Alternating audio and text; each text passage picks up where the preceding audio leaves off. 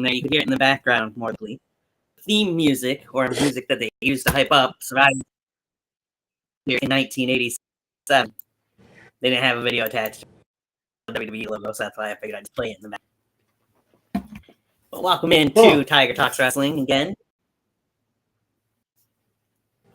I am your host, Tony, and of course joined by Eddie from the Bronx. Welcome in, Ed.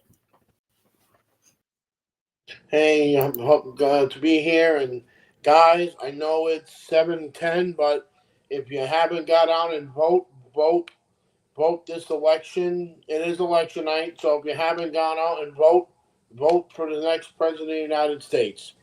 So if you want to vote for Kamala Harris, vote for Kamala Harris. If you want to vote for the gingerbread man, vote for the gingerbread man. You know, so just go out and vote.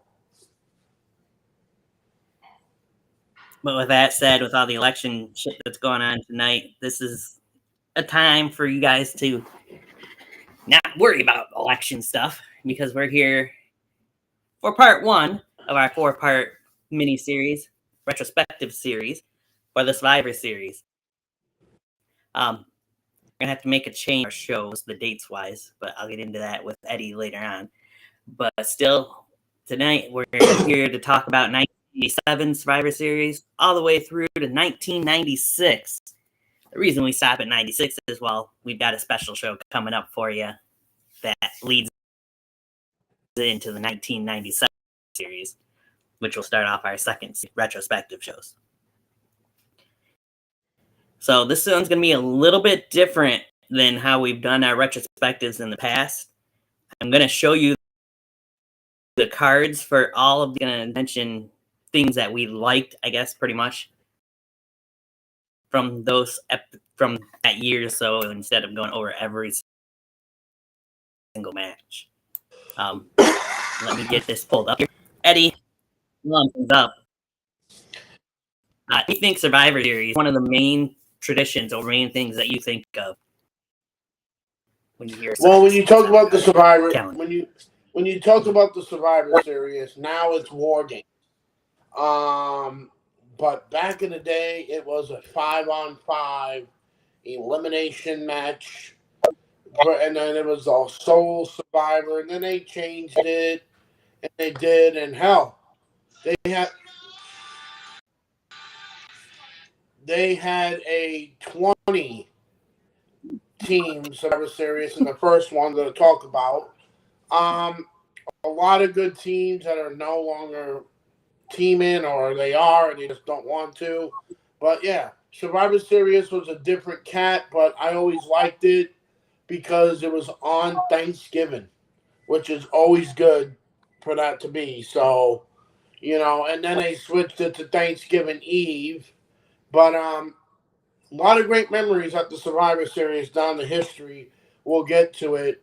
A lot of great memories, a lot of shockers, like what Tony said about the 97 one. We'll get into that one when we get there. So take a seat, drink a soda, have a cup of coffee, wipe your nose, because it's going to be going down the Survivor Series, baby.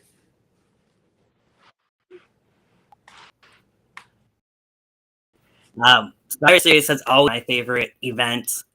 As Eddie mentioned, I loved seeing those traditional Survivor Series elimination tag team matches. They've gone kind of away from it since they've introduced War Games for the most part. I've heard potentially we could get at least one elimination tag match this year. We'll see. But we got a lot to go over from 87 to today. So we're going to get started, though, of course. Today, we just talked 1987 to 1996. Let's say this, and nobody knows this, only me and a couple people. The first Survivor Series was on the same day as Starrcade. Yes. Back in 87, Starrcade was in November instead of December. Yeah. And people must be like, what the hell is he talking about? Listen, people, I'm 43 years old. I know my wrestling. I was around when this was happening. Please don't judge me.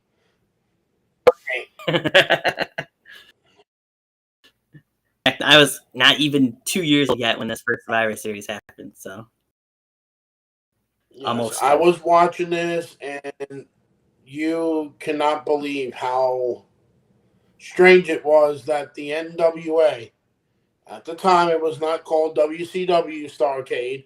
It was called NWA Starrcade. And I think the main event of that match was Ric Flair versus Harley Race or Flair versus Dusty. I'm not really sure because I haven't. We'll get through that in December. But yeah, same day, and the Crockett family was not too happy with Vinnie Mac. Oh, I'd imagine that.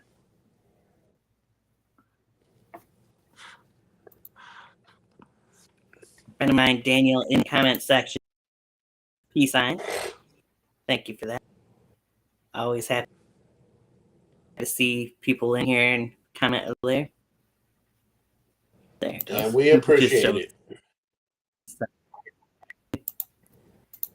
But yeah, we can jump in, dive into this. I figured 7 version, we're going to talk a little bit more about the inaugural version of Survivor Series. I go in, we'll talk first this first match. I mean, they did a lot of talking lead match, and they did a lot of talking intermission before the main event, really, during the show. Because I just rewatched this Survivor Series a couple days ago. But I could not believe, and we're going to go in depth a little more on this, how many people we have lost that were part of this first ever Survivor Series event back in '87.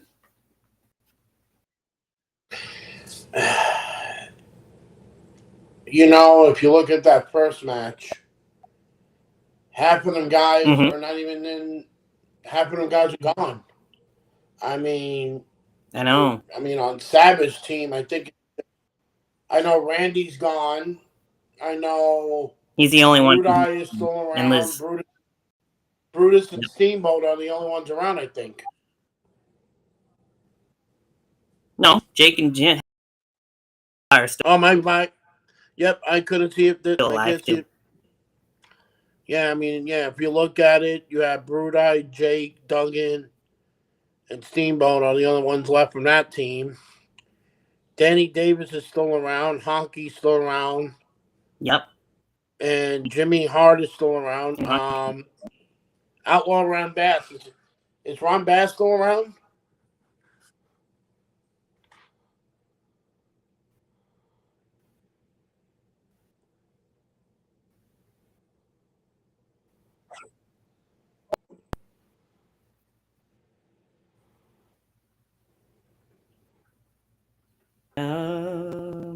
I better put wrestler behind that.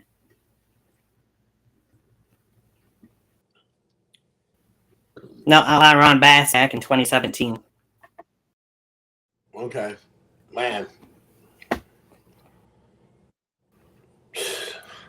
I mean, 2 people from that team, really, while 3 count the manager. Wow. I didn't even realize Danny Davis was still alive. I think he is. Yeah, he is. You're right. 68 years old. But yeah, did he own? To see that. Is it the same Danny Davis that owned Ohio Valley Wrestling?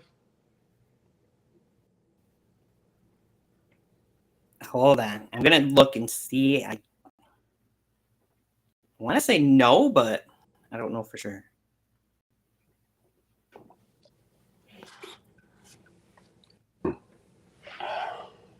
I know that's Danny Davis as well. All right. 1 second. Go away. Not sending me any money.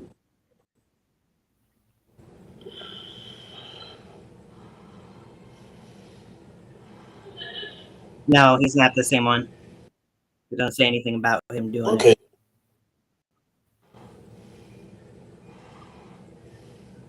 He's just mainly known as one of the first crooked referees, if not the first crooked referees in wrestling history. Oh, yeah. I remember some of his matches that he did. Right? But yeah, like you said, it's amazing to see that Danny Davis and the Honky Tonk Man are the only two from on the actual team, and Jimmy Hart being their manager, still alive, and everybody but Macho Man and Liz on that team are still alive. But these people from that first match pretty much are gone already. Yeah. But I mean, yeah, but to go into that, I don't know, sad to think about. That's what I'm saying, pretty much. To go into the match, it was a 23-minute match. It was decent. At times could be a cluster, and I mean, in the end, we did see 3 survivors for Macho Man's team, as it came down to Honky Tonk from Macho's team. Macho Man, Macho Man, and Jake and Ricky the Dragon were the sole survivors for. So, his Honky Tonk Man got himself counted out. One thing I want to mention at Gorilla Monsoon, of course, with his "It's a Happening" WrestleMania 1 to including saying it quite often during this first, as you mentioned, in our WrestleMania and SummerSlam retrospectives. But beyond that, he also would mention that these guys were all pretty much top contenders. Honky Tonk Man's Intercontinental Championship, because Honky Tonk Man was in the early stages, come this now the second longest reigning Intercontinental Championship run. What do you think of the fact that Jake the Snake Roberts really was never in that Intercontinental Championship picture, though, at that point in time? Be honest, I always thought Jake should have been in the Intercontinental title picture, because this is coming off the heels of WrestleMania 3. Right. If you look at it, Honky and Jake wrestled in that match when Alice Cooper was the corner man for that match. I always felt like Jake could have did it. Jake should have had a shot at the Intercontinental title, but WWF at the time wanted. Look at how WrestleMania 3 changed. You had Steamboat as the Intercontinental Champion. Right. Then Steamboat lost it to Honky because Steamboat wanted to take some time off to the birth of his son. So Honky won the title. And then Savage popularity come in Fusion, and that's when Savage went from heel to becoming a face, and then the rest was history. Yeah. The reason why I think Jake, the reason why I don't think Jake ever had a shot at the Intercontinental title is because there was a legit feud between him and Tonky in real life. If you ever go back into the WWE archives, Jake was doing the snake pit with Honky, and Honky hit him with the guitar over his head. It was supposed to be one of them pre guitars that break, but apparently, Honky hit him with a real guitar and messed up his neck.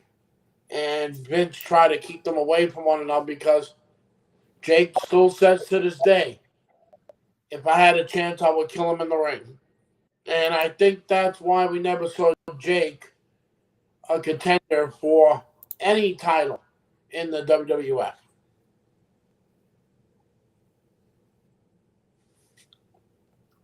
That point. But yeah, I just thought that the rivalry there, because like you said, they had a match together at WrestleMania 3, but yet they never seemed to have a match for the Intercontinental Championship after Honky had won it.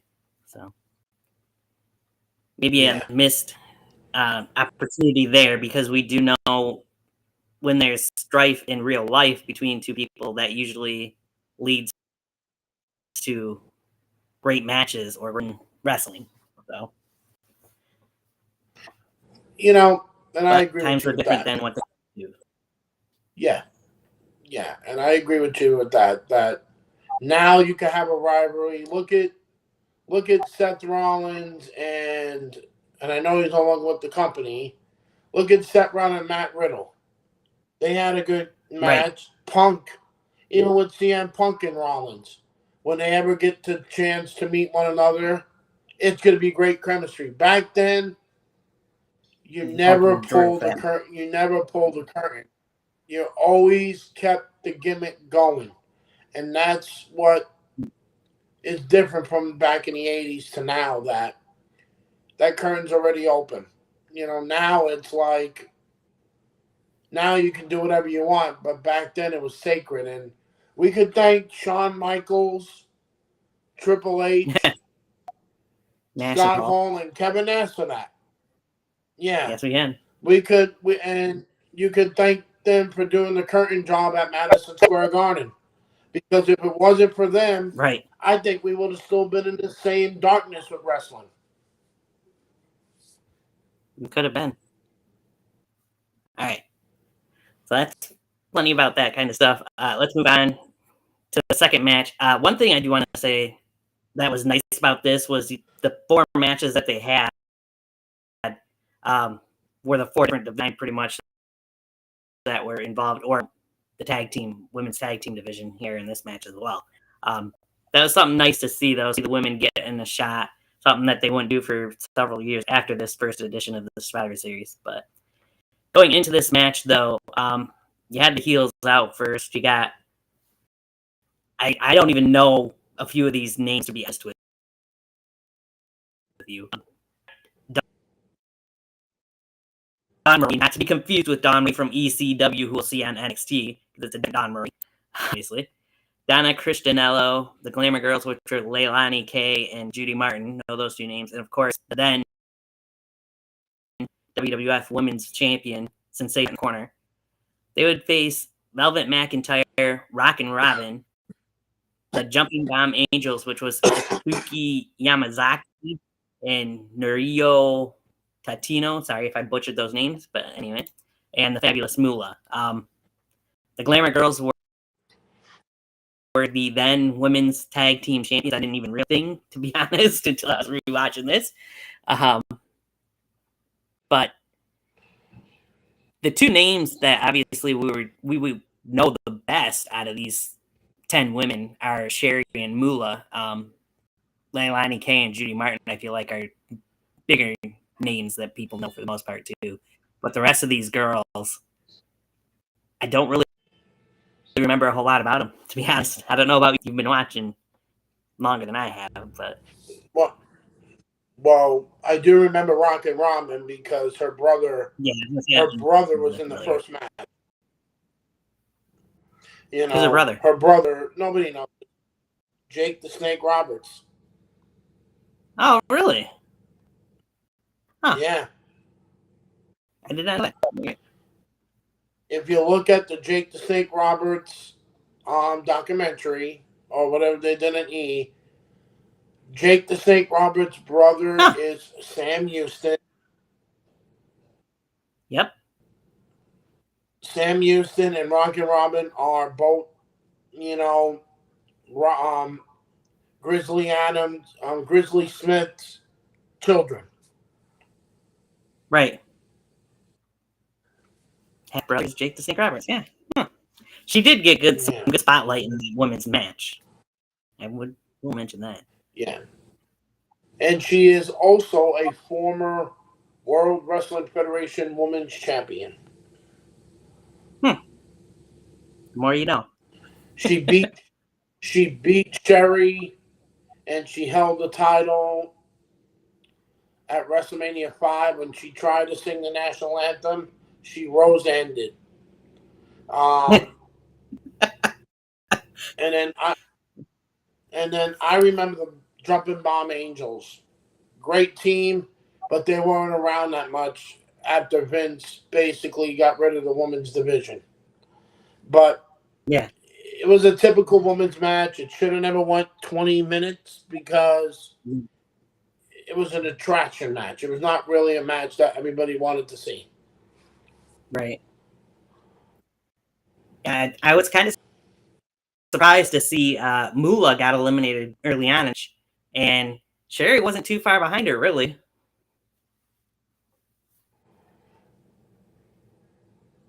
You know, one thing I got confused about, who was the heel team and who was the face team? Because people were booing Moolah and people were booing Sherry. So, like, Yeah, no, okay, I noticed that. who's the actual heel Moolah, team? So was Moolah kind of transitioning out of a heel character into the face, or were the fans just not wanting to cheer Moolah at that point in time, do you think? After her Well, if you look back at WrestleMania 3, Moolah was a part of the match between the Junkyard Dog and the King Harley Race, and she was the one that was holding the crown. So apparently Vince tried to make her Vince tried to make her a face, and people remember that Moolah was the Black Widow, and people booed her. I'm like, how can you make somebody a face when people still hate her? Right. Good point. The rest of her team seemed to be cheered for the most part, but yeah. Of course, in the end, the Jumping Bomb Angels were the sole survivors. Who was it? They last eliminated both of the Glamour Girls, I do believe. Leilani Kai first, and I think Judy last, if I remember right.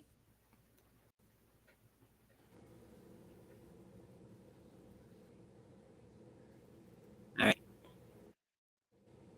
That match. Then we got the Survivor Series tag team. Quite the teams we have involved here.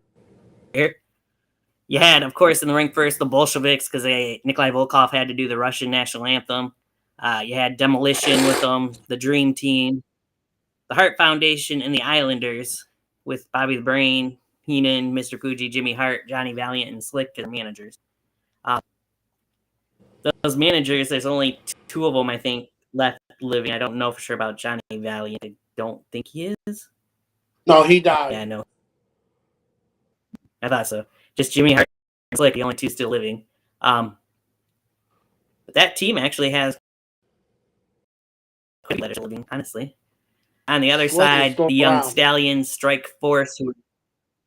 Yeah, I said Slick was still around. Jimmy Hart and Slick, the only two. Hey, yeah, Mr. the Young Fuji Stallions always lives in our heart. Yes, that's true. The Young Stallions, the then WWF Tag Team Champions, Strike Force, the Fabulous Rougeaus, Killer Bees, and the British Bulldogs on the other side. First things first, since when were the Fabulous Rougeau brothers ever a face tag team? I do not recall that at all, but yeah, they were supposed to be a face team here. Well, be honest, when they first came into the WWE, they were just called the Russo brothers. They were not called the Fabulous Russo brothers until a year later. Oh, yeah? That could be why. It said the Fabulous Rougeau was there. Yeah, so they were... Yeah, somebody must have printed that one wrong, but they were just called the Russo brothers. But, yeah, they were a face team when they first came into the WWF. So, I don't know what all you'd want to mention about this, but I was very shocked at the two teams that were left from the winning team here that won this match. But before we get into that too much, when Tito Santana got eliminated and the Strike Force, the tag team champions, got eliminated during this match, did Tito get injured? Because it kind of looked like he was injured when they were helping him out of the ring there. Actually, Tito dislocated his shoulder. Sounds about right. Yeah. That elimination looked like it came out of nowhere. Yeah. Or like my favorite word from Jesse Ventura. Oh, Chico got hurt. Yeah, right. Of course, earlier on in the match before that, Demolition got themselves disqualified because I think it was Smash pushed the referee away, which is stupid to do. But, but nonetheless, in the end, winning team, of course, the babyfaces win. The Young Stallions, who were a new tag team in the WWF at the time, Jim Powers and Paul Roma, of course, and the Killer Bees as the sole surviving teams. B. Brian Blair and Jim Brazales, they cheated because they put on the mask and the wrong guy got the pinfall victory. But out of all those teams, why do you think they'd go with those two teams to be the sole survivors in this match? Because those two teams never really amassed to anything in the WWF. Oh my God. I've been asked this question from a lot of friends. To me, I feel like it should have been the British Bulldogs and Strike Force. And then on the other side, Right. the Hart Foundation and Demolition. Should have been the final four teams. Yes, I would agree with that. Maybe you could throw in the Islanders because they're the ones. Right? And Haku's a badass. You know, because at the time, if nobody remembers this, the Islanders and the Bulldogs were at it over Matilda. Right? I do remember that. They were on the verge of doing that Matilda thing. Yeah, at WrestleMania 4.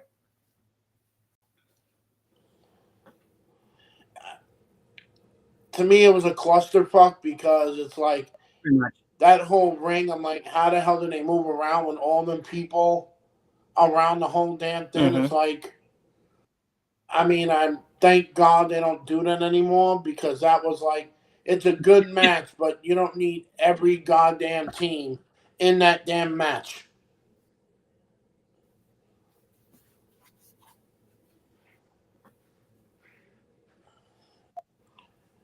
Yeah, that's for sure. It was a nice way to show off the teams, but like I said, I don't understand why the two teams that won. So, Yeah.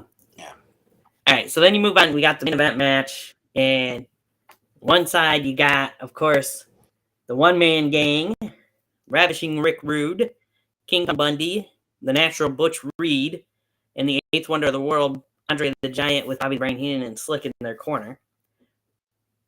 And this would be Andre's first match since WrestleMania 3, several months earlier.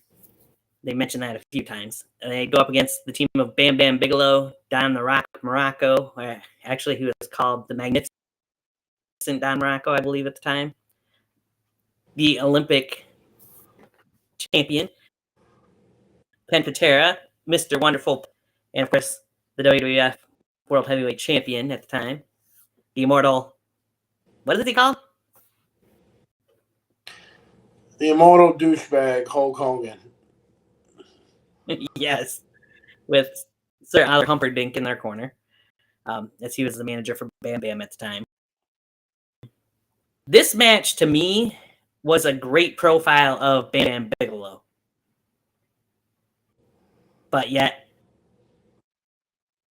he still never went anywhere in the WWE. Yeah. I don't want to say what I thought about Bam Bam. You know, Bam Bam should have got title shots after title shots, win a damn title. I went to WCW and did his shit there, came back, and to me, and I know it's going to sound weird to other people that like Bret the Hitman Hart. I'm a Bret Hart fan myself.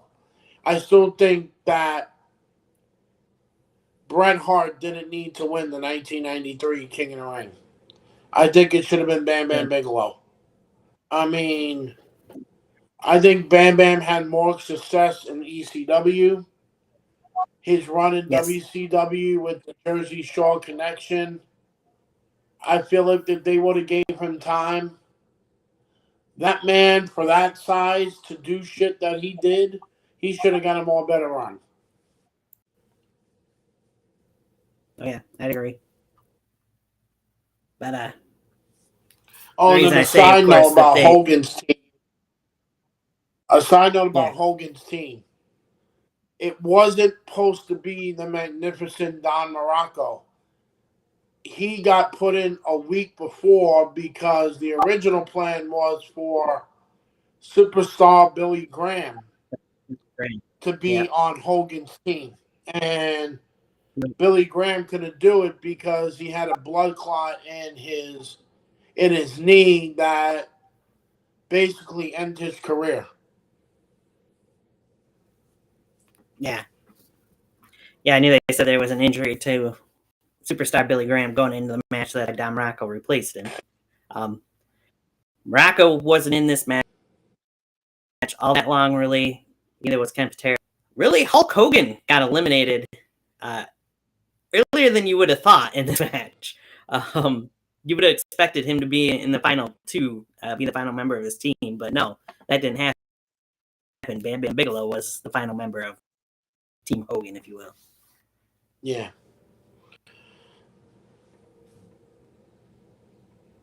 He was second to the last member eliminated from his team, but still, Hogan was. Bam Bam would eliminate, I believe it was One Man Gang and King Kong Bundy both before being pinned by Andre the Giant for Andre to be the sole survivor of this match. Of course, afterwards, then you have to have Hulk come out and get a little bit of payback and do his posing and send the crowd home happy.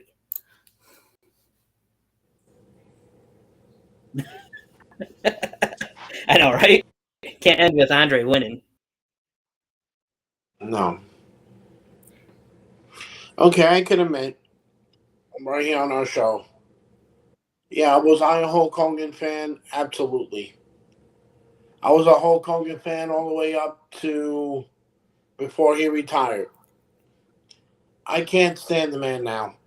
And that hurts me as a child. The man I really loved as a child, I can't stand the living crap out of him now because of all the stupid decisions he makes and all the racist things that he say. You know, the man can't even rip off a shirt anymore, which is sad.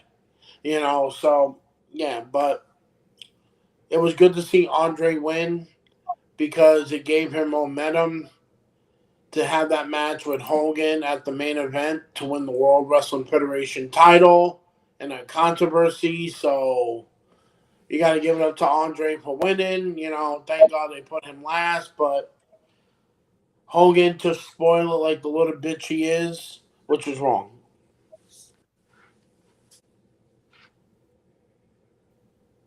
Yeah, that was definitely wrong. About it, but like I said, yeah, back then Vince wanted to be always under the got us on the crowd home happy. Hulk's got to be the one to be left celebrating. That one should be that one. Yeah. So any last things you want to say about the inaugural version of Survivor Series? It was good, but we get better. Yeah. It was a testing out process. Everybody knew that, and we know that it was going to be what it is. But other than that, I gave it a C plus. I felt like it could have been better, but it's the first Survivor Series. Hopefully, maybe not. They're not going to get better. For the most part, they somewhat do eventually, but yeah, showing you the elimination quick. Anybody who might want to see them later if you haven't watched it. All right. Now we're going to move on from 1987 to 1988. Sorry. Time out 87 because it was the inaugural series. So in 1988, we get November 24th, Thanksgiving. They're back in the field. see them again. Teams of 5 strive to survive. This is the theme. Once I get it here, there we go. 4 matches again. We kick off the show. Seems a little bit better. Yeah. Kick off the show with Warriors team picking up the win over the Honky Tonk Man's team. Of course, Honky Tonk Man and Warrior had their rivalry over the Intercontinental Championship at that point in time. Another 10-on-10 Survivor Series Tag Team Elimination match. The Rockers made their Survivor Series debut and were victorious with the Powers of Pain, the British Bulldogs and the Hart Foundation and the Young Stallions. Andre led his team to victory again, and the Mega Powers would lead their team to victory over the Twin Towers team. Anything specific that stuck out in your mind in this 1988 version of the Survivor Series? I mean, one thing for sure, there was no women involved. Like I said earlier, 87 was the first time Survivor Series that had women involved, but it'd be a while before we'd see them after that. Most definitely. My standout from this one, I know it's going to sound weird. If you go to the first match, you had the debuting of the Blue Blazer, who is the late, great Owen Hart. Yep. He was eliminated by Greg the Hammer Valentine with a figure 4 during that match. And Warrior was still surviving the first match. Yeah. And then the second one, my second shocking moment of the match, was the 20-man tag match when Demolition, who were a heel team at the time, and the current World Wrestling Federation Tag Team Champions, when Mr. Fuji turned on them and smashed Axe with the Axe smashed in the back with the cane, and then all of a sudden you had a double turn with the Powers of Pain. That was a little shock, right? Because the Powers of Pain was a face team at the time, and they eliminated one of the greatest tag teams of all. No, but hands down, the greatest tag team of all. The El Conquistadors. Oh yeah, what a great team! Yeah, the Conquistadors were the final team from their team, and they got eliminated by the Barbarian there at the end of the Power to win the match. Thanks to Jimmy Hart. Or thanks to, sorry, not Jimmy Hart. Thanks to Mr. Fuji, rather. Eliminating Smash. Yeah. Oh. Other than Andre that, didn't even... Mr. Perfect, the last eliminated Jake the Snake Roberts, I assume it's Perfect Flex, yeah. Wow. Of course, Mega Powers had to be the sole survivors for their team, last eliminating who?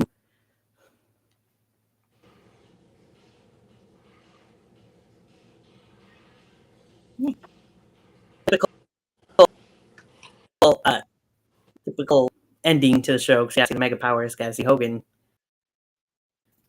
get his moments. 88. But yeah, I would say the turn for Mr. Fuji, Demolition turning face and Powers of Pain turning was definitely a big moment from that 88 Survivor Series.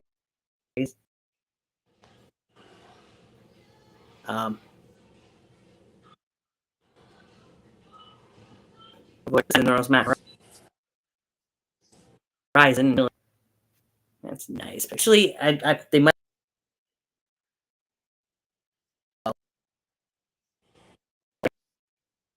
What the hell did you just say? Holy shit, you went all over the place. I heard 3 different voices coming out of your mouth. We got the 4x4s in there. You got the King's Court. Whatever I said about me and Steve. Rowdies, Roddies. All that.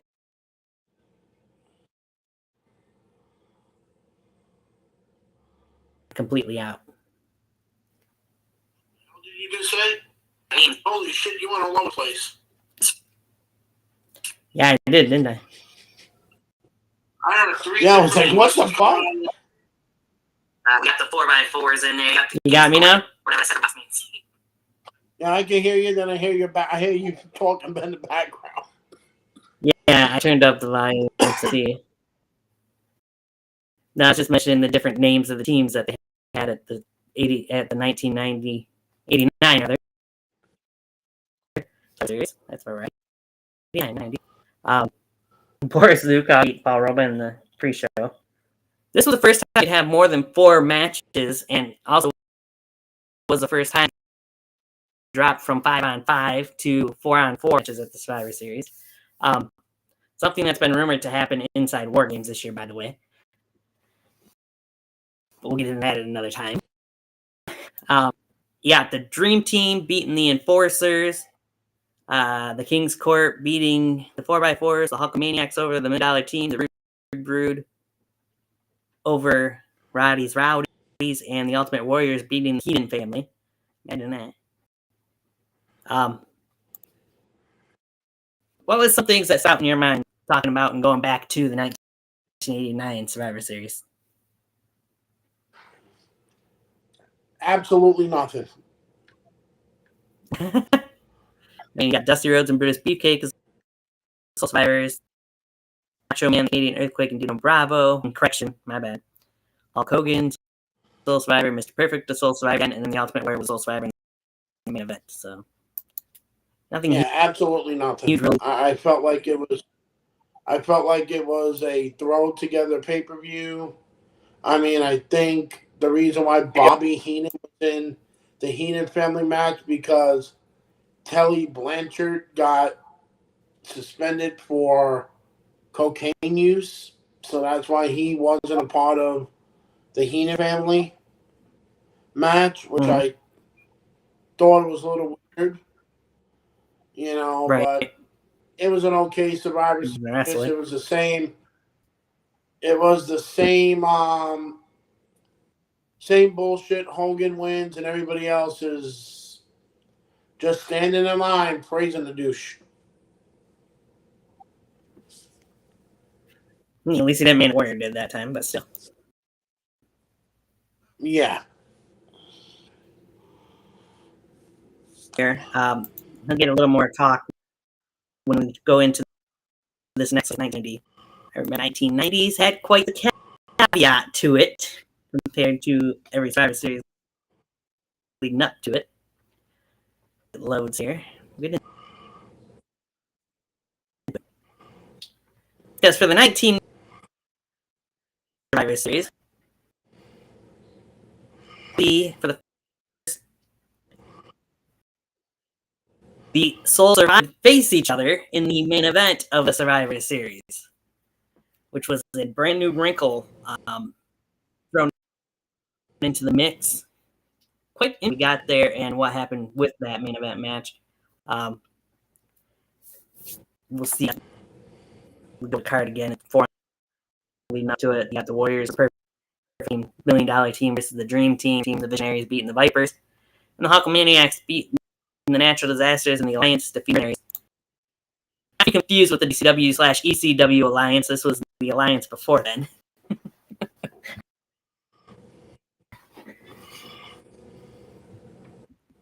So, before I go into that main event, though, your concept for this version of Survivor Series going into it and seeing that, knowing that the winners would go on to face each other, baby faces versus heels, of course, in the main event.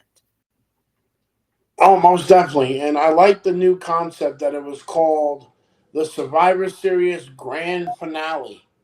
Guys from their individual matches teaming up on one side, the winners on one side and the winners on the other side. I thought it was a good concept because I'm like, by this point, and no disrespect to WWE, it was starting to get stale. And I think this grand finale concept really worked. And thank God that they didn't have a 10 tag team match in this one. because that got stale after a while. I liked it.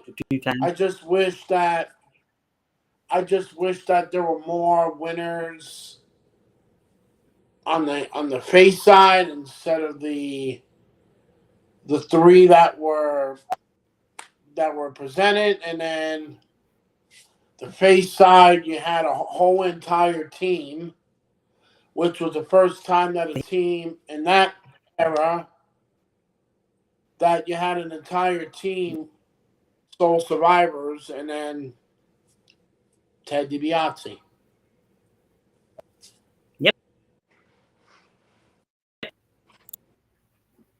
You guys would have done another 4-on-4 or tried to, but yes, we had the $1 Million Man DiBiase and all four members of the Visionaries, and Paul Roma, Hercules, the Warlord, and Rick Martel, up against Tito Santana, who was one of the two souls. Oh, correction. I think Tito was opponent. And then the Ultimate Warrior, he was a part of the Alliance team.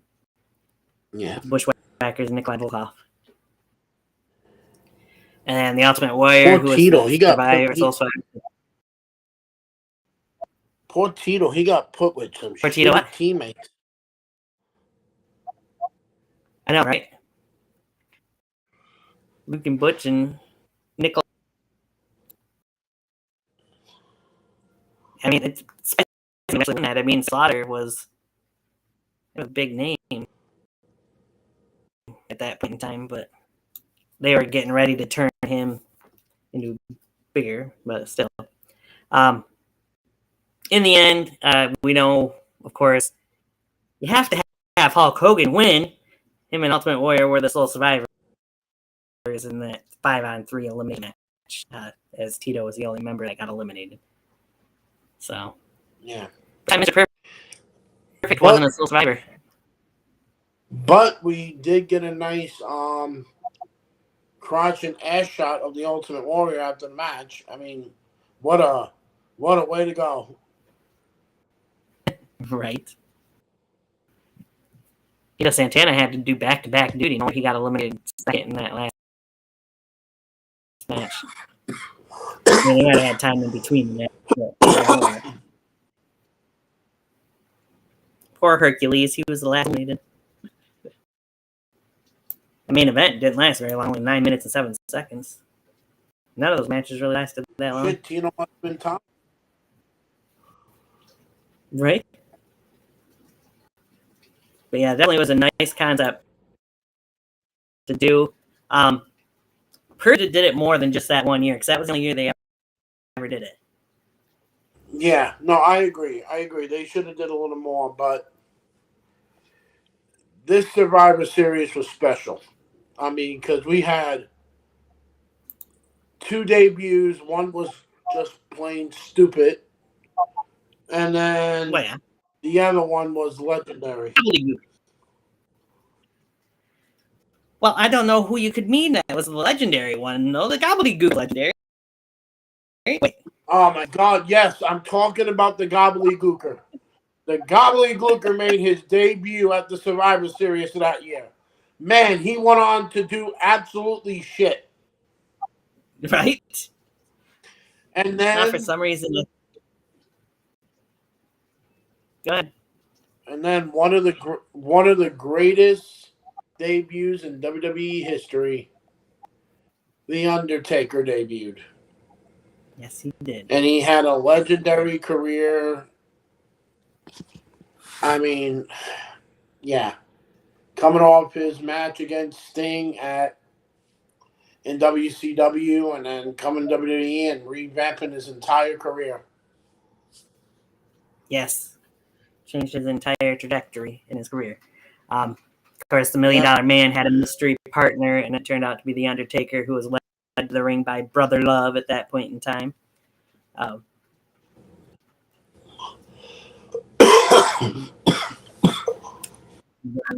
get counted out in a match and get pinned. And we would, of course, go on to see The Undertaker WWF champion a year later. So, speaking of which,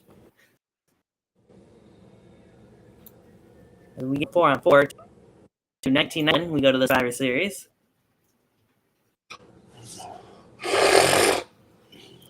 Well, then you can see here by The Undertaker and Hulk Hogan for the WWF Championship. In the Joe Louis Arena here in Michigan. Challenge. This is the first time that we would see a Survivor where not every single match was an elimination match.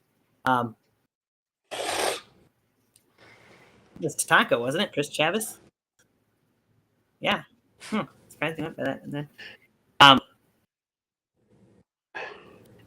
Except for that championship Oh shit, you went by match, but they were.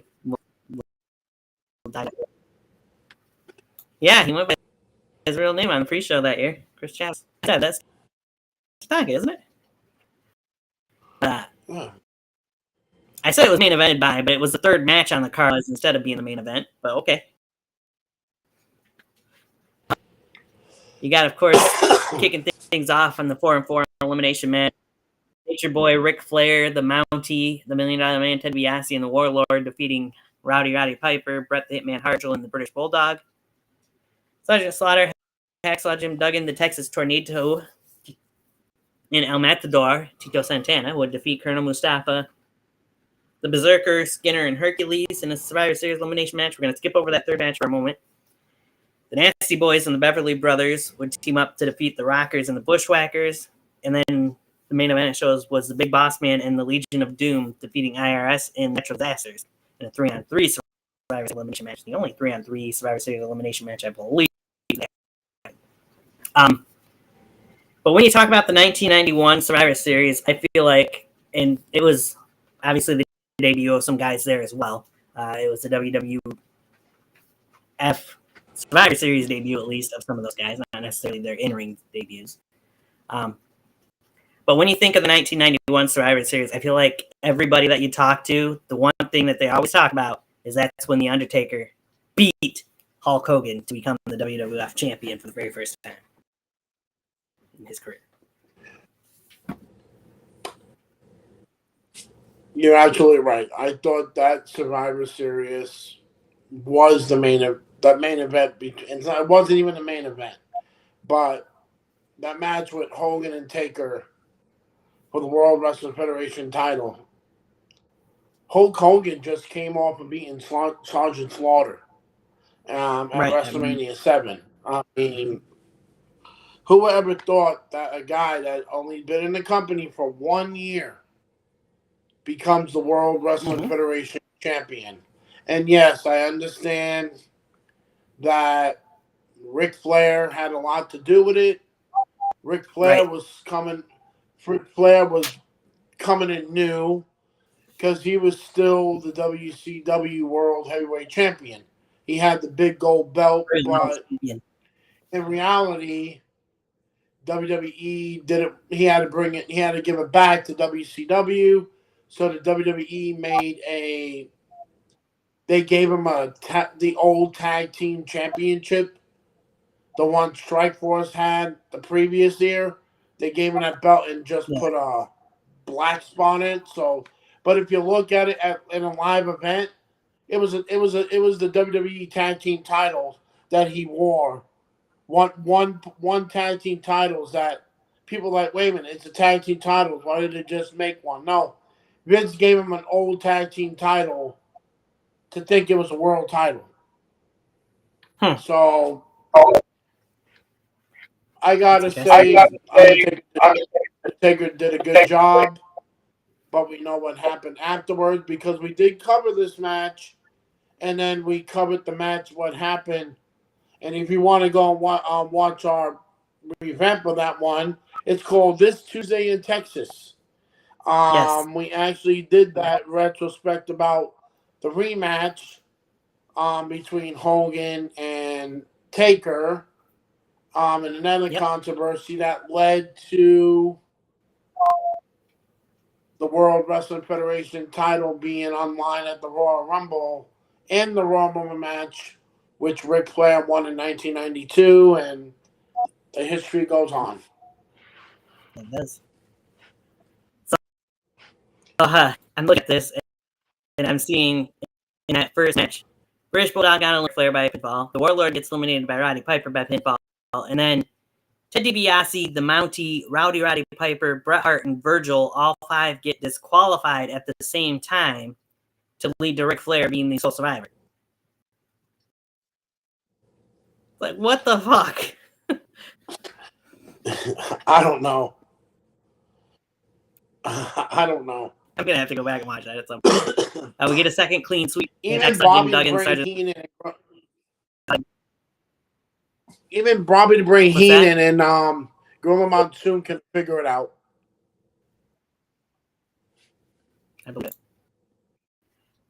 Got the second ever in Survivor Series attack by Sergeant the Texas Tornado and Tito Santana lasted Colonel Mustafa Hercules Skin Zerker. Close lean sweep that one, and then LOD win the main event match. That's what like we said, definitely Undertaker and Hogan's the main match that happened at that show. Oh, that was supposed to be the main event. Was actually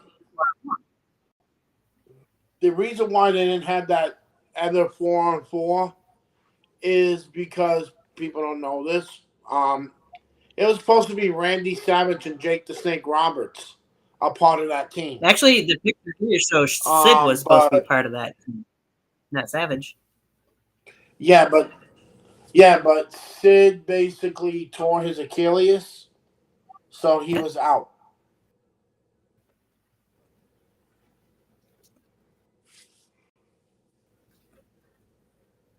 This says there that the main event was Undertaker and Hogan.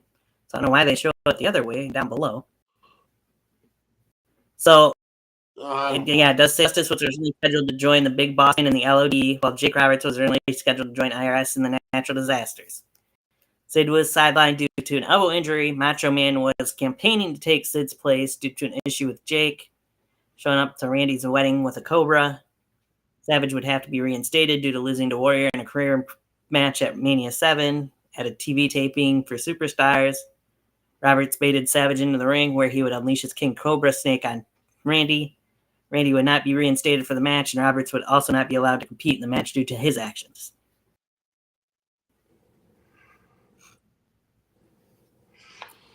Now this would lead to this Tuesday in Texas, as Eddie mentioned. We heard so because Savage and Roberts did have a match against each other this Tuesday in Texas as well. Go watch it. Go watch what we talked about. It was something, but we did it and we loved it. Yes. Go and watch that because it'll make things make a little more sense from Survivor Series 91 anyways. Yep. All right. That's enough about 1990. So jump into the 1992. Thank you to the 5 people that those are in the show watching right now. If you've got any moments that you enjoy series over the years, any of your favorite moments, then leave them with us about any of these Survivor Series that you enjoyed or didn't enjoy, or why, and we'll be glad to talk about it on air here as well. Moving along, 1992, back in the Richfield Coliseum, you got the Survivor Series taking place, and the tag team match was the main event here. This one had most matches of the Survivor Series of all time and would be the first to only have one elimination match take place. As we got Head Shrinkers being high energy in a tag match to start the show. Boss Man beat Nails in a nightstick on a pole match. There's a classic. Tatanka beat Rick Martel. The Macho Man and Mr. Perfect beat Ric Flair and Razor Ramon by disqualification. A match that was heavily hyped, so as to speak, going in. You would have thought would have been the main event, but it wasn't. Yokozuna beat Virgil in 3 minutes and 12 seconds. The only elimination match would be the Natural Disasters and the Nasty Boys beating Money and the Beverly Brothers. Undertaker would defeat Kamala in, I believe, the very first coffin match. Correct me if I'm wrong. It is. Yeah.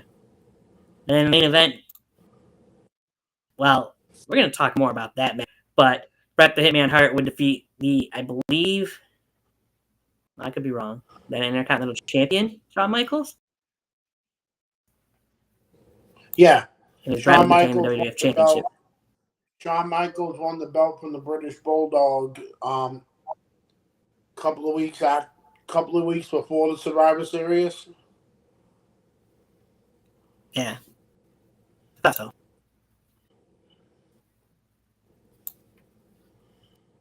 So, but to me, I felt like, because I don't want to talk too much about the main event, because we're going to talk a lot about those two guys next show. Otherwise, though, the matches that mattered most was Randy Savage and Mr. Perfect against Ric Flair and Razor Ramon, and then, of course, the first ever coffin match. Savage, Perfect, Flair, and Ramon was important because it was a heated rivalry. I mean, you go back to the beginning of 1992, Mr. Perfect was in Ric Flair's corner as Ric Flair won the WWF Championship, of course, in the Royal Rumble match. Perfect and Flair would eventually have a falling out. Flair would lose the title to Randy Savage at WrestleMania that year, of course. Razor Ramon would get involved in this whole rivalry, and that would lead to this tag team match. What more can you really say? It was a heated rivalry between all four of these guys. Razor was still newer to the company. Of course, Scott Hall, as we know, was Razor Ramon. And I felt like this was actually a pretty good spot for him to be in, even though he was a newer character in the company. I mean, what a way for Scott Hall, to get thrown into the fire with megastars. I mean, you're in a main event match with two-time World Wrestling Federation champion Ric Flair, two-time WWE champion and Macho Man Randy Savage. You're in a match with Mr. Perfect, who was your former tag team partner in the AWA, which was, nobody knows about that Scott Hall and Kurt Hennig were tag team champions in the AWA.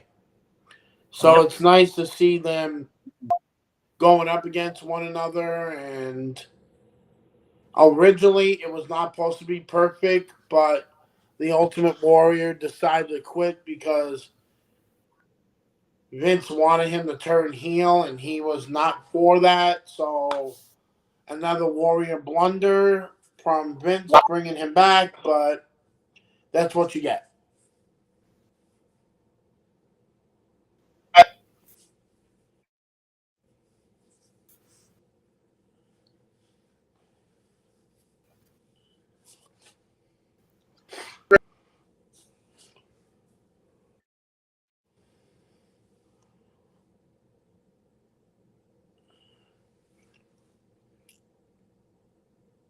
Are you still there? Yeah, I'm okay.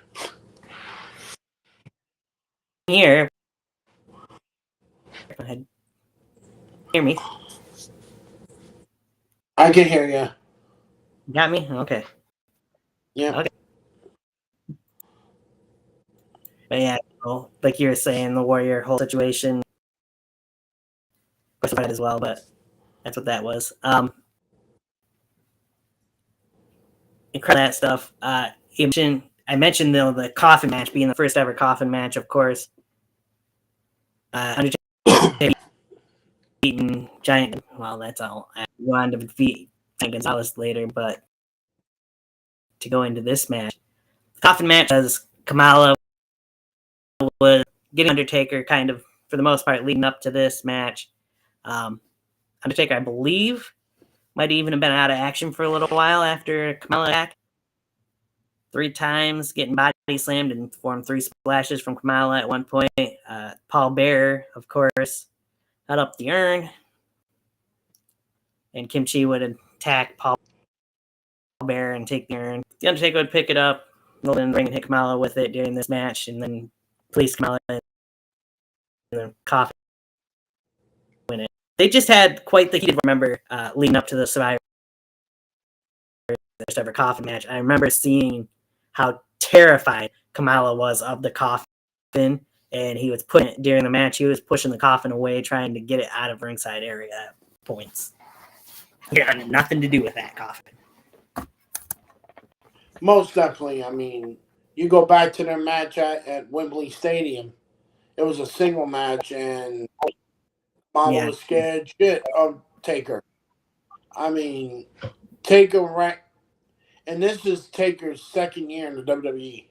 My God, he was so popular at this time, man, that you could even hear yourself in the arena.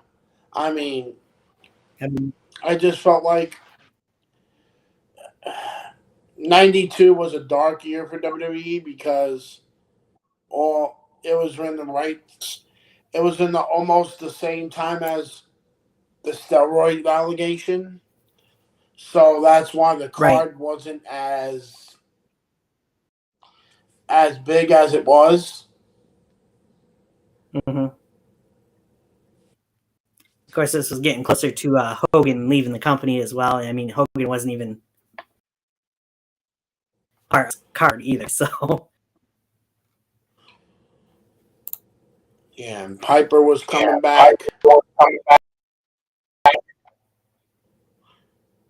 I will say, Brett and Shawn got the most time on this Survivor Series, and they had a great main event match.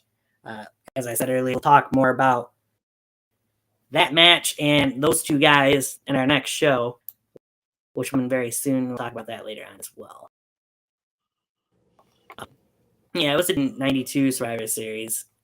Like you said, a lot of things were going on behind the scenes at that point in time. People leaving and stuff like that, so. Yeah. And Warrior with all the issues. And anyway, when 1993 Survivor Series. This coming off, of course,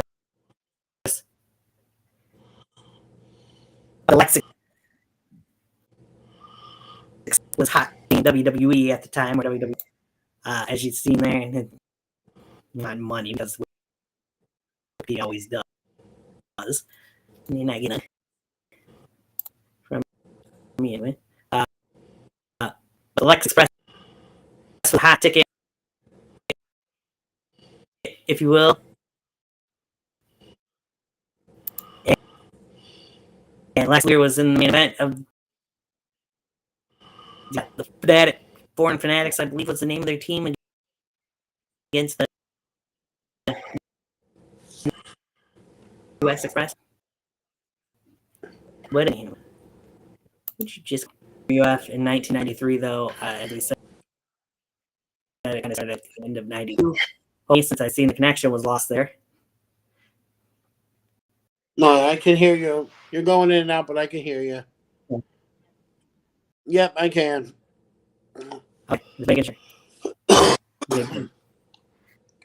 So this is the kind of the return to the elimination matches in 93, except for one match wasn't an elimination match. But you can see we got Team Razor, which was the 1-2-3 Kid, Marty Jannetty, the Macho Man Randy Savage, and Razor Ramon, in what would be Randy's last Survivor Series appearance, going up against Team IRS, which was Adam Bomb, Diesel, Model Rick Martel, and Captain IRS. The Hart family would beat the Shawn Michaels and his Knights. We'll get more into that in a little bit, and more so in our next show. The Heavenly Bodies beat the Rock and Roll Express to win the Smoky Mountain Wrestling Tag Team Championships. The Four Doinks would beat Bam Bam Bigelow, Bash and Booger, and the Head Shrinkers, and the All-Americans would defeat the Four Phoenix. A lot to go over, though, for that main event especially, because a lot of things changed for both of those teams. But before we do, Team RS, it happened, like I said, that was Macho's last Survivor Series, because Macho was WWF not too long Survivor Series. Well, it was a little later because he was part of WrestleMania 10. But this was closer to the end of his career in WWF, though. Let's be honest. The Hart family against Shawn Michaels and his Knights. Originally, if I remember correctly, I think this was supposed to be the Hart family versus Jerry the King Lawler and his Knights. It was. Correct me if I'm wrong. It was. And Sean got it was supposed to America's be Jerry Lawler and his Knights against the Hart family, but apparently some legal trouble happened with Jerry, saying he was doing some inappropriate stuff. So WWE pulled him from the event. Yeah. So I'm not going to get into that because it's not my business, but it was some serious allegations towards Jerry Lawler that Vince had to take him out. And we wouldn't see Jerry Lawler until maybe WrestleMania 10. He was gone for a while. Right.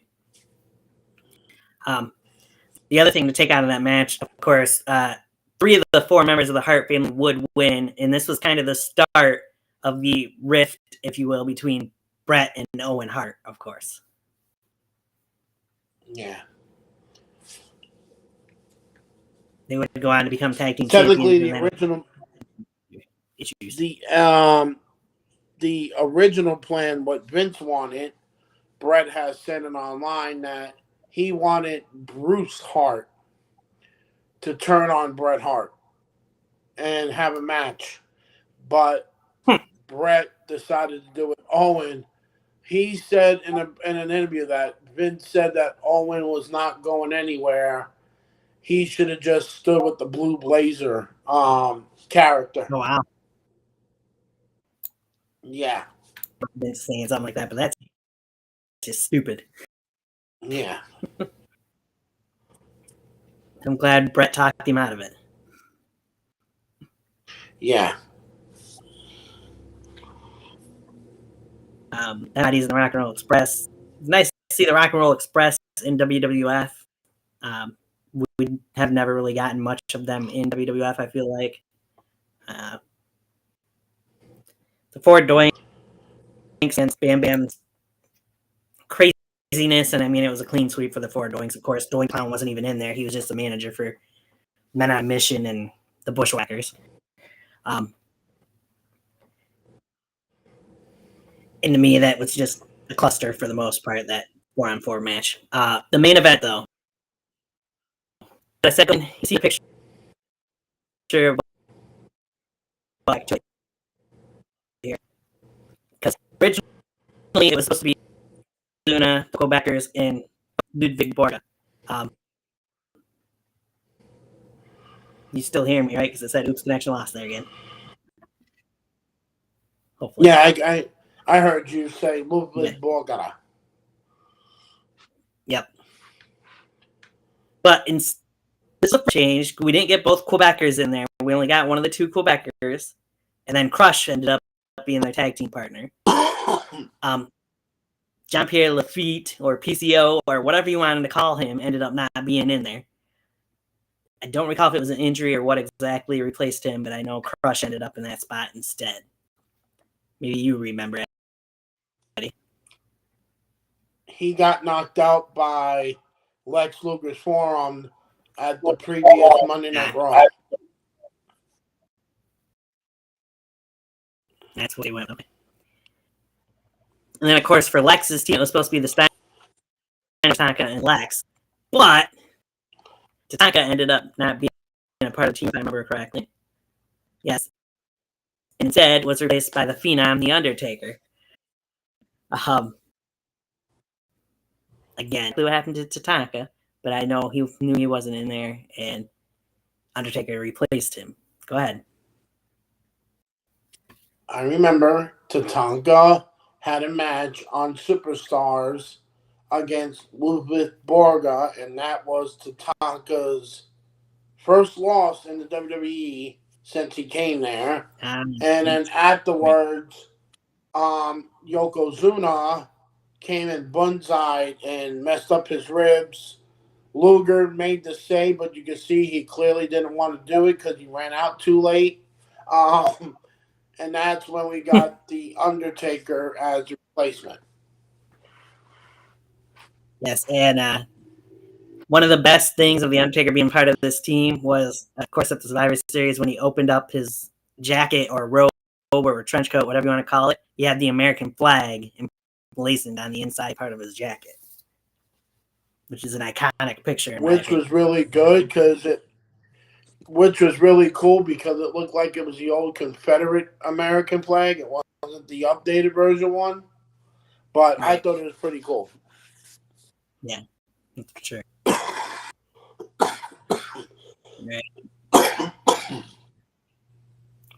1, 2, 3 Kid, Marty Jannetty, the sole survivors for Team Razor, Brett and Keith, sole survivors for the Hart family. Said that they're going to a clean sweep, and Lex Luger was the sole survivor, last eliminating Ludwig Borga. Undertaker and Yokozuna got a double counted out just a little bit before then. So the package was the big thing going in WWF at the time. As I mentioned, this was after Hulk Hogan was no longer with the company at that point because Hogan had left the King of the Ring in 1993. Savage was ending his career with WWF at the time. He'd be gone within the next year, less than a year.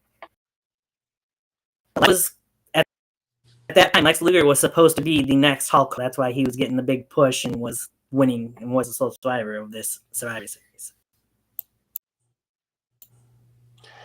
I agree with some of the parts of that. I felt like, did you really have to put Luger as the next Hulk Hogan? You could see clearly he didn't want to be that. And Vince pushed him and pushed him. To me, I felt like maybe Lex could have been the World Wrestling Federation champion. I mean, at SummerSlam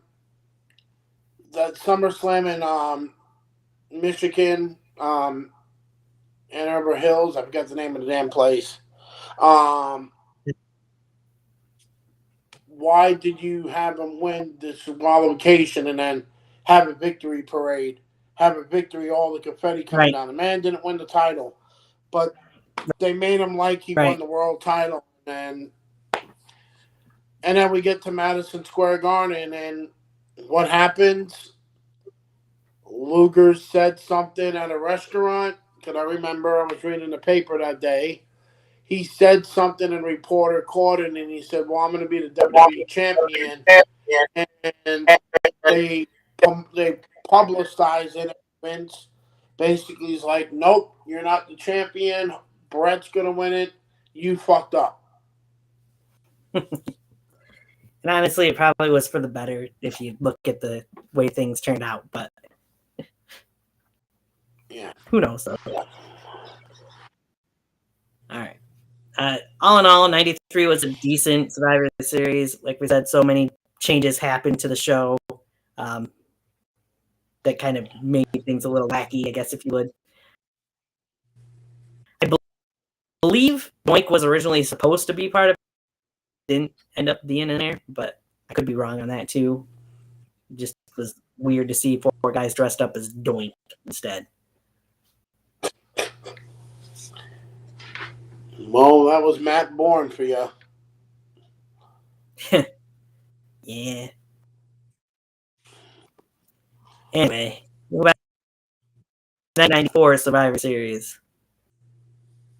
As we're leading towards the 2 more of this one. Whoa. That version of the end, purple and black, I mean. It's time to meet your maker. San Antonio, Texas, the Freeman Coliseum would host as we get. And Lex was part of this show as well. Yeah, of course, the 1, 2, 3 Kid, the British Bulldog, Fatu, Ramon, and Sione from the Head Shrinkers at that time, with Alpha and Captain Albano defeating the Teamsters of Diesel, Jeff Jarrett, Jim the Anvil Neidhart, Owen Hart, and Shawn Michaels in a 5-on-5 elimination match. This would be the first time we'd see both 5-on-5 and 4-on-4 elimination matches. Who could forget the Royal Family against Clowns Are Us? As you got Jerry the King Lawler with 3 midgets against Doink the Clown and 3 midgets. In an entertaining match. Doink, Dink, Pink Ink, the Clowns, against Jerry the King Lawler, Cheesy Queasy, and Sleazy. Bob Backlund, of course, I feel like this is probably the main thing that most people remember. One of the two main things that most people remember from the 91 or 94 Survivor Series. Wow, I'm going back. Bob Backlund would defeat Bret Hart to win the WWF Championship for the final time, thanks to Hart talking Helen Hart into throwing in the towel.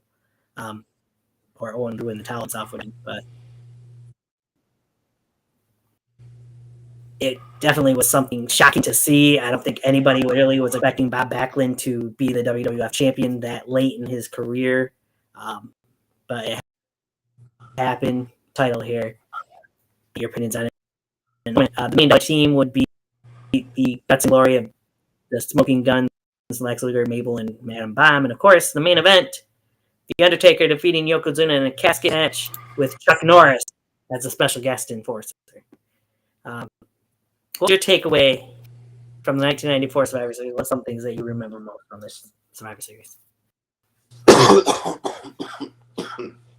Well, there's three. The breakup of Shawn Michaels and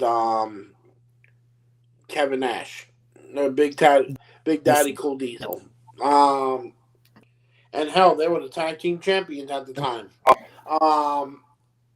Right. But I thought it was the right move to break them up because who can remember the year that Diesel had the Intercontinental title, the tag team title, and then a couple of days after this event, he beat Bob Backlund to win the World Wrestling Federation Championship. I mean, Yes, that's a year. That is a year. That doesn't really happen in wrestling anymore. I think the last one to do that was Kurt Angle.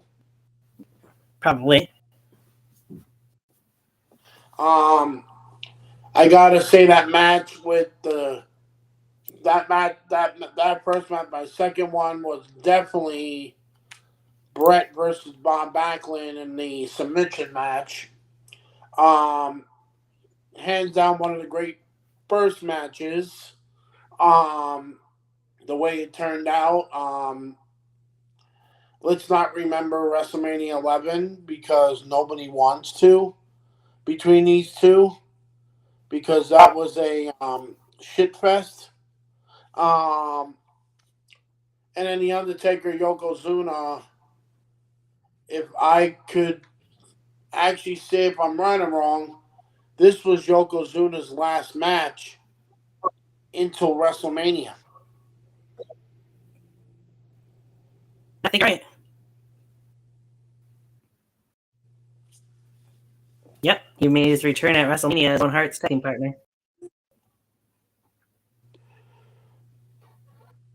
Oh, and people were wondering who was Sione. That would start. Oh, who was Sione? Sione was the Barbarian. Huh. I didn't even know that.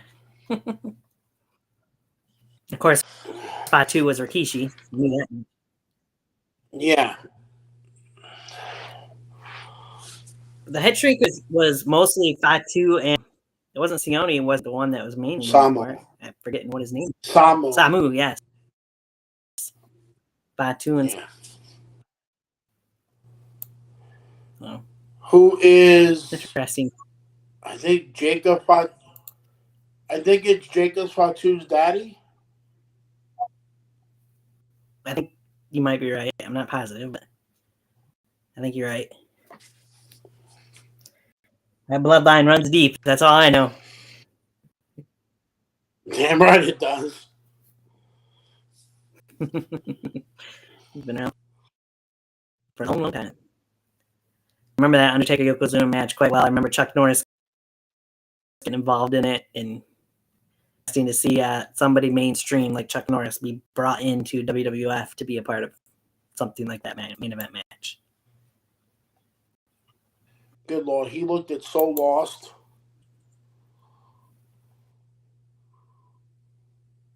He did a lot of things.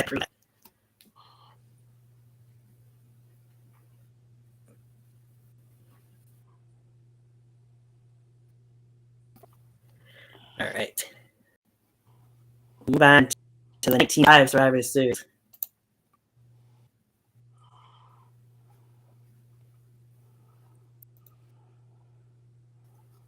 See there, you got Dudes with Attitude on the promotional poster, Diesel and Shawn Michaels. 1995 Survivor Series took place from Arena in Landover, Maryland. Well, I'm sure they called it. We get the Body Donnas team defeating the Underdogs, which was Skip, Brad Radford, Dr. Tom Pritchard, and the 1-2-3 Kid beating Marty Jannetty, Hakushi, Barry Horowitz, and Bob Holly. The win finally returned to Survivor Series for the first time since 1987. It took 8 years.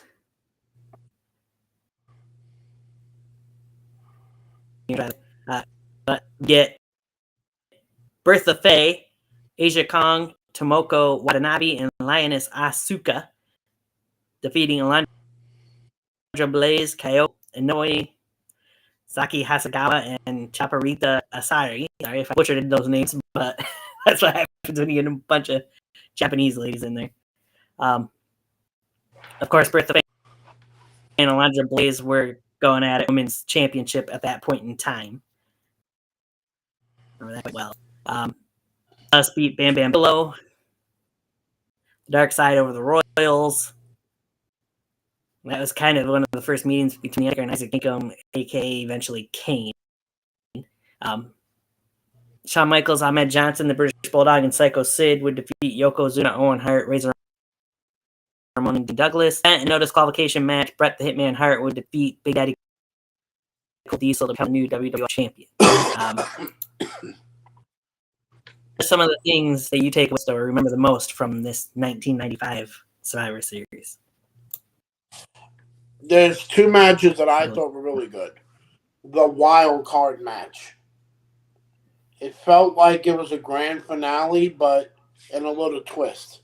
I actually liked it that wild card that you didn't know who was going to be your tag team partner. You know, so I really like that one. I thought that was a good concept. And then the main event between Brett and Kevin Nash. I mean, that was Kevin Nash's. Right. I don't want to say it. Kevin Nash as the WWF champion was okay. But due to the roster that they had back then, matches that he had was against Sid, two against Sid, the British Bulldog, and then Shawn at Mania. I mean, Shawn at Mania, King Mabel. I mean, holy shit. That match could have never happened at SummerSlam. I mean, that was garbage. No. I agree. Do I feel like Kevin should have had an extra run? I think he did good as champion, but the roster couldn't live up to the hype because there wasn't anybody left. I mean, they could have put Lex Luger, but Luger left the company. Yep, he did. You know, and the other match that I like is not the match, but I like the way the Undertaker came out with that Phantom of the Opera mask. Oh yes, and of course his face destroyed by storyline wise. So this was his return from that injury here at the Survivor Series, and he would of course get his victory, his revenge against Sweet Mill's team. So. Yeah, the wild card match, of course, if anybody didn't know which match that was the Shawn Michaels, British Bulldog, Ahmed Johnson, and Psycho Sid team against Yoko and Razor Ramon and Dean Douglas. aka Shane Douglas, as we all know him. He just went by Dean Douglas in WWF at that point in time. Yeah, those were some really good matches. It was nice seeing Undertaker return, of course. Interesting look that he had for a while there after Mabel took out his face, it injured his face, whatever it was.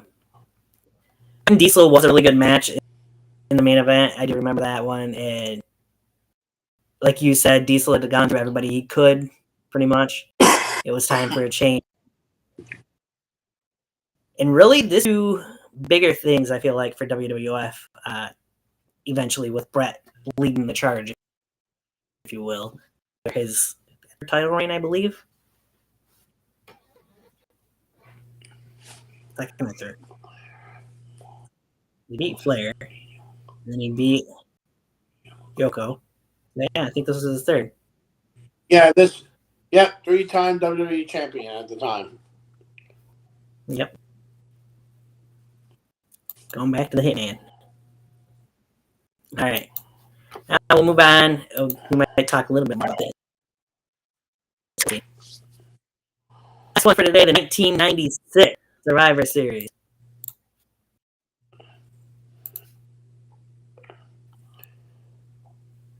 Nice seeing the women at the 95 one. Say that. Back to attack. Madison Square Garden. Back home, the Garden. It's these 6 matches on the card. You got the elimination match leading off the show with Doug Furnas, Henry O'Godwin. The Godwins and Doug Furnas and Phil LaFon, anyways, would defeat British Bulldog, Leif Cassidy, and Marty Jannetty, a.k.a. the New Rockers, and Owen Hart with Clarence Min.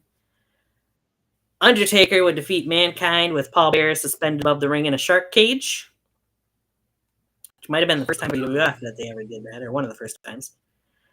Jake the Snake Roberts, Mark Merrill, Rocky Maivia. We'll get into that. And this would defeat Crush Goldust, Jerry the King Lawler, and Hunter Hearst Helmsley with Marlena. Bret Hart would defeat Stone Cold Steve Austin to become the #1 contender for the WWF Championship.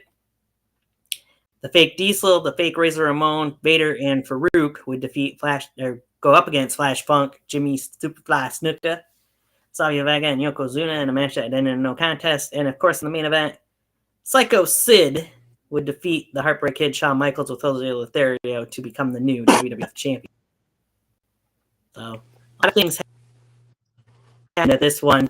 But the 1990 Survivor Series, there's one out in most people's minds, I feel like, when you talk about that 1996 Survivor Series. What would that one thing be that most people would talk about, Eddie? Well, the 1996 Survivor Series was the debut of a third-generation superstar in Rocky Maivia, but we all know him as the final boss, The Rock. Indeed. Not only would he debut the sole survivor for back in his old hairdo that he had and the blue tights and trunks, rather, and just the old Rocky Maivia look. The young upstart, young blue, if you will. They refer to it. Making his debut and victoriously winning that match. Being in there rubbing elbows with Mark Merrow and Jake the Snake Roberts, who were 2 big names.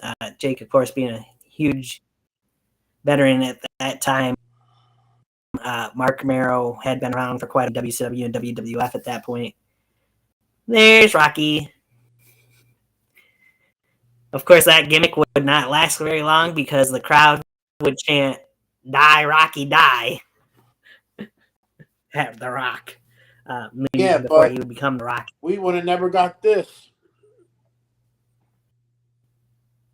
Yeah, right? The fanny pack. People still dress up as that version of Rocky as well for Halloween. Oh.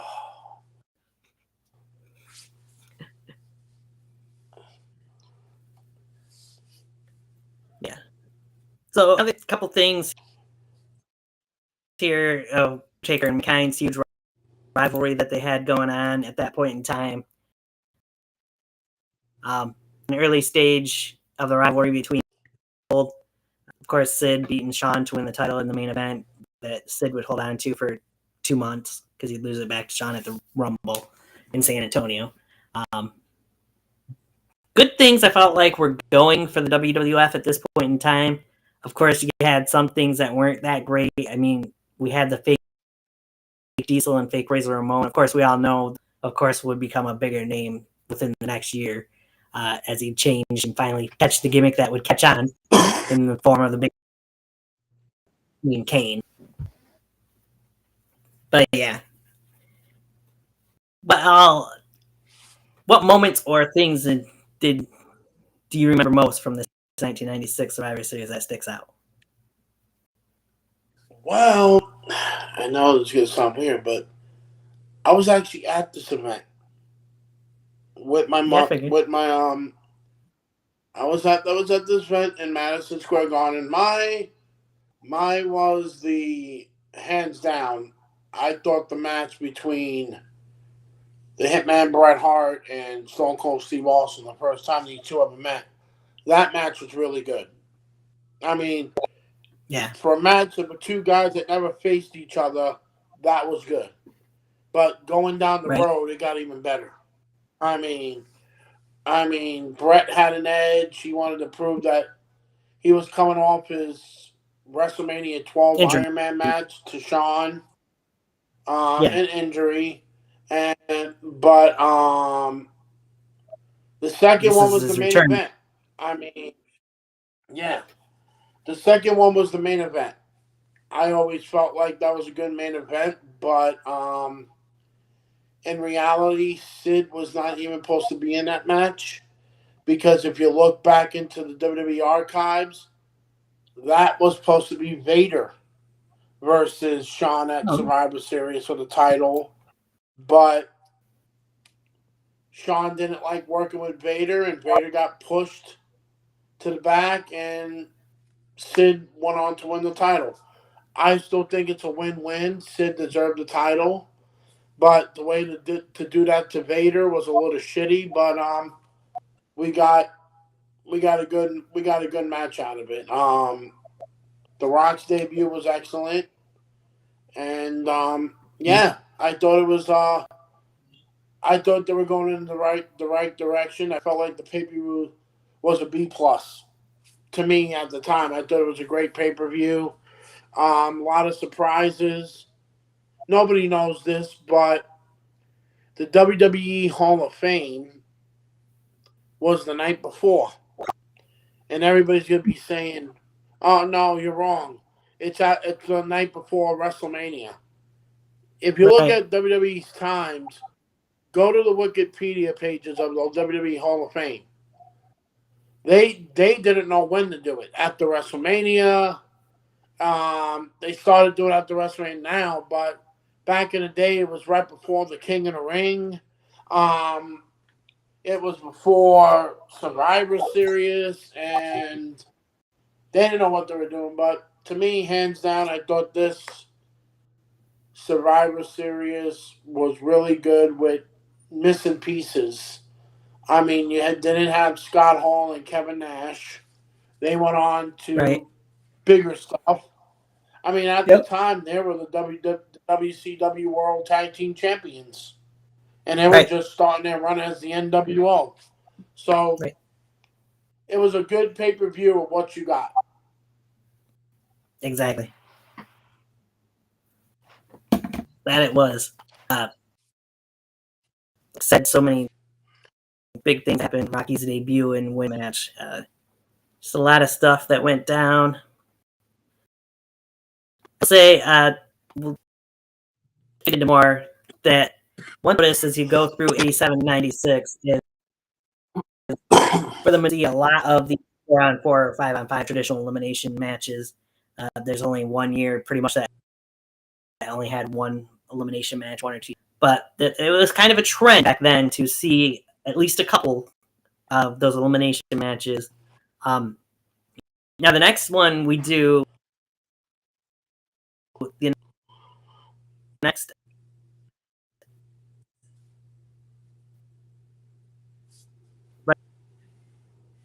retrospective we'll do of 97 through of the past at points, but I also feel like there was more into those type of matches as we would get into the later parts of the 2000s when you'd see the draft take place. Of course, the two separate brands, and then have brand warfare. Those are things to look forward to as we go along through these years. And then, of course, once we get to the ending and the last show, as Eddie mentioned at the beginning and top of this show, Survivor Series now one specific match type. But before we get match type, there was another match type that made its debut at Survivor Series as well. 2002, I believe, was the year it debuted. And it's kind of a little bit similar to what they've got nowadays, except just one cage surrounding the ring, or cage-like, I guess you could say. And that's, of course, as we'll lead on, we get debuts of Superstar Series, but we also got the debut of Eddie. We got the Elimination Chamber. Yes, indeed. We'll dive into that here eventually. Huge match that we'll get into, like I said, when we get down the road to that 2002 Survivor Series. We've seen that happen, but that's precursor as War Games, the biggest show, the biggest match type, if you will, of Survivor Series these days. A lot of fun. Rumors that there could be a 4-on-4 this year for Survivor Series War Games. We'll wait and see. I'd rather see 5-on-5 because I've always felt like 5-on-5 has been better, but that's my opinion. Will we get 2 War Games matches this year like we have the last couple of years? I don't know because I'm not sure. I feel like the women really should get one for the main roster-wise, but we'll see what happens.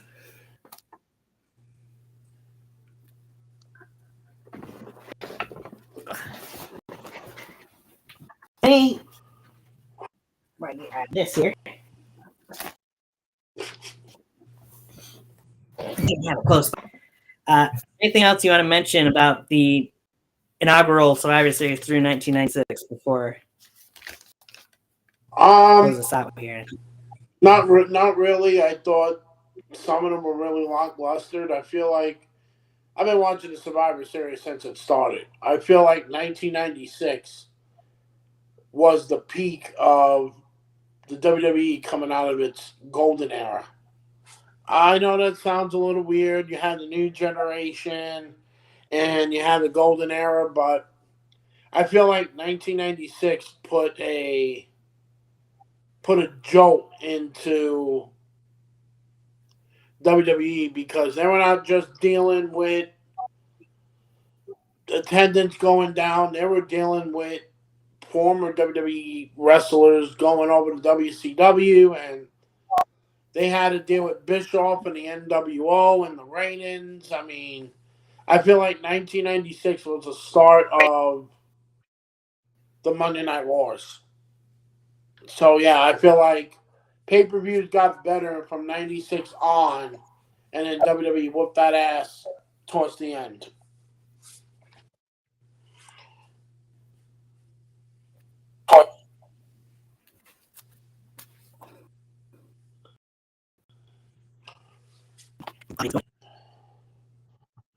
Out there, but I caught most of what you're saying. I feel weird. Get that later. I feel like personally, 1996 was kind of on the upswing, and what we'll get into next time will lead into more of the better versions of the series. Really, this first 3-4 years where Hulk Hogan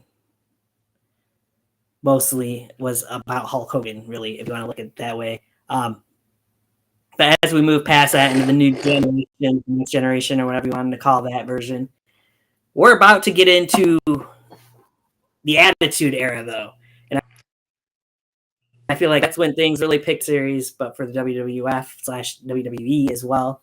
So those will be big things. But the next time you see us on here, you're going to be seeing, won't be our Survivor Series retrospective, but instead, we're going to take a walk down memory lane of a match that would happen, a rivalry that would culminate pretty much at Survivor Series 1997.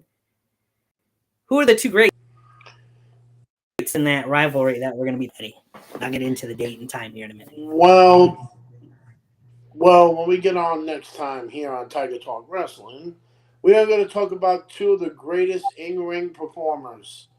Two-time WWE Hall of Famer, the Hitman Bret Hart, and two-time WWE Hall of Famer, HP Shizzle, the Heartbreak Kid, Shawn Michaels.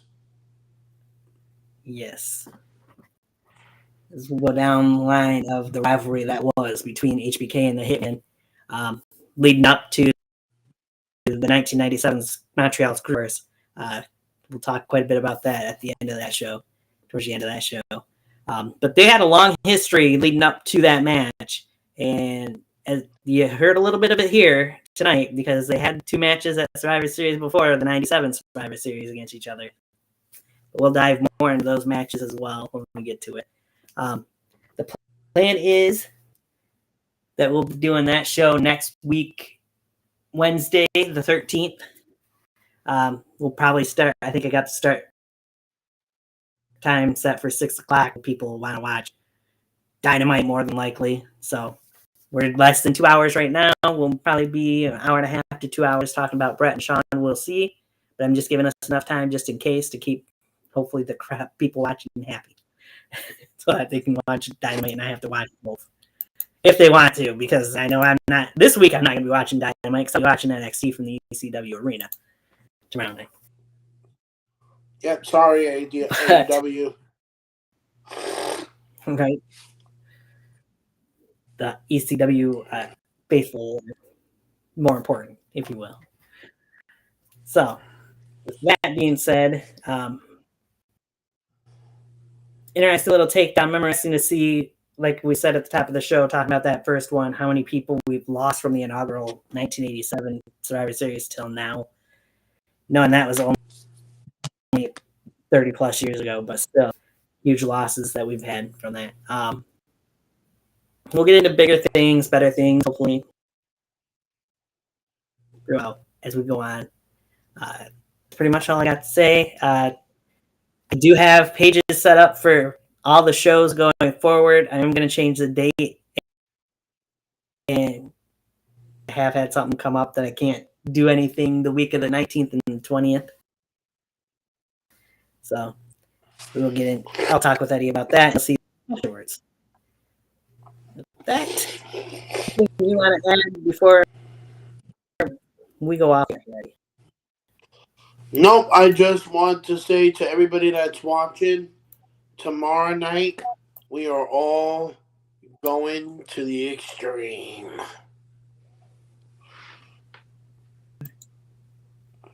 Does I have that?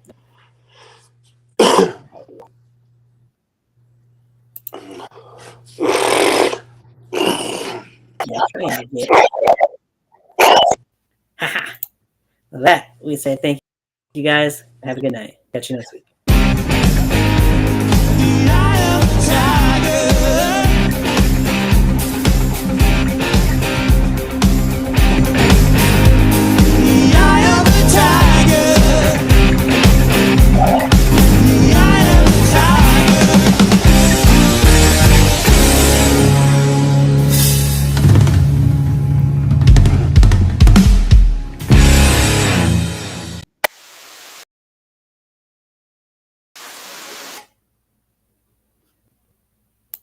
True.